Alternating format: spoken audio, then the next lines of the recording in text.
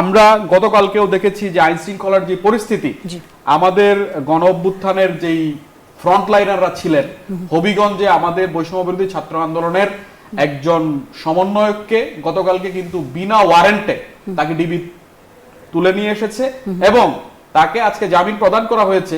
কিন্তু আশ্চর্যজনক বিষয় হচ্ছে উইদাউট এনি ওয়ারেন্ট তাকে গ্রেফতার করা হয়েছে, যেটি আমরা দেখতাম ফ্যাসিস্ট স্বৈরাচারের সময় এই ঘটনাগুলো। কিন্তু তিনি তো বানিয়াচং থানায় গিয়ে বলেছেন যে মানে উনি বানিয়াচং থানা পুড়িয়ে দিয়ে শায়েস্তাগঞ্জ থানায় উনি বলেছেন যে বানিয়াচং থানা পুড়িয়েছেন, এসআই সন্তোষকে জ্বালিয়ে দিয়েছিলাম আমরাই, এই কথা তো তিনি বলেছেন।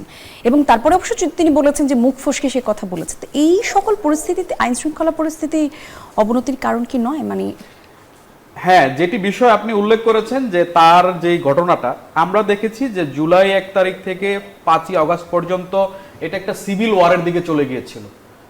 19 তারিখের পরে যখন লেথাল উইপনের মাধ্যমে জনসাধারণকে আমরা যে 1400 ইউএন এর রিপোর্ট অনুসারে যেটি আমরা দেখেছি যে 1400 হত্যা হয়েছে, এই হত্যার মধ্যে রিয়া গোপ নামে একজন শিশুও ছিলেন, তাকেও কিন্তু হত্যা করা হয়েছে।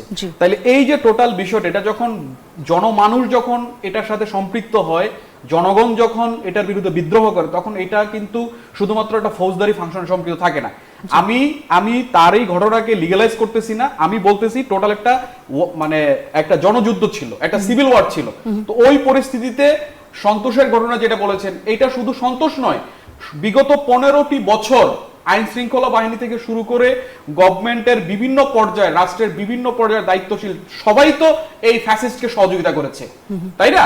ফলে ওই একটা সিগনিফিকেন্ট যে ঘটনা, ওই ঘটনা সে এটা আবার নিজেকে স্বীকারোক্তিও দিয়েছে যে এটা আবার স্লিপ অফ টাং হয়েছে। মানে তাহলে স্বীকারোক্তি দেওয়ার পরে আসলে এই দায় উনি এড়াতে পারেন কিনা? মানে তার স্লিপ অফ টাং এর মাধ্যমে আপনি তো ওই ঘটনাকে এটার সাথে সম্পৃক্ত করতে পারেন না, বিকজ অফ এই যে জুলাই সনদ আমরা শুরুতেই পড়েছি যে জুলাই ঘোষণা এবং জুলাই সনদ এটা একটা নাম দেখানো একটা নাটকের মতো হয়ে গেছে অনেকটা।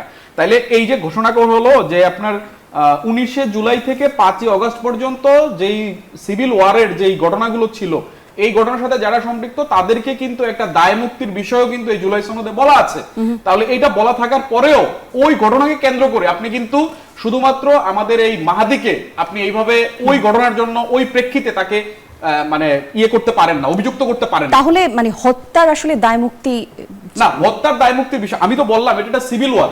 তো সিভিল ওয়ার যখন এটা হয় তখন কিন্তু ফ্যাসিস্ট যে শক্তি লিথাল উইপন ইউজ করতেছে, এইটা রাষ্ট্রের কোন জায়গায় আপনি বৈধ হিসেবে ঘোষণা করবেন?